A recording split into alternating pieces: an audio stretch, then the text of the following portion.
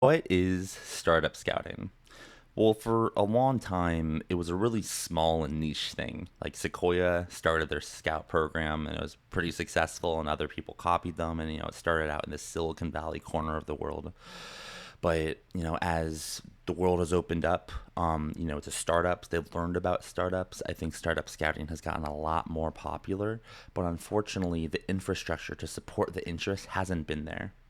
And this is one of the reasons why I started Seed Scout.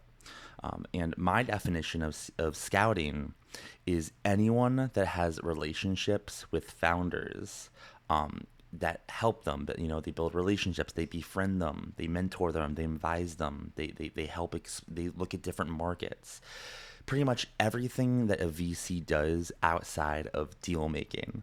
So if you are 18 years old, if you're 76 years old and you feel like you have a pulse on the market and you have relationships with founders building it, you have access to the founders building it, you are a scout.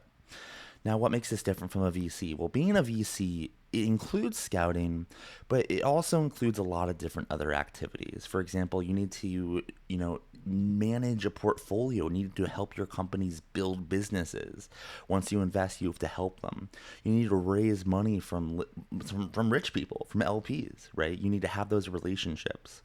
And I think, up until this point, if someone had the ability to scout, they had to get all those other skills in order to make money from their skill. But I believe the industry is growing so quickly that there is an opportunity to make scouting in itself a role. To enable people to make money, to make a living off of having their finger on the pulse and just having these relationships with founders. And if we do it right, there is a really symbiotic relationship between scouts and deal makers. And it's a little bit of an unbundling, but I think it's an improvement for the venture capital industry.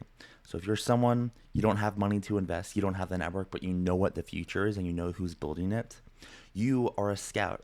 And soon you will be able to make a living off of that skill.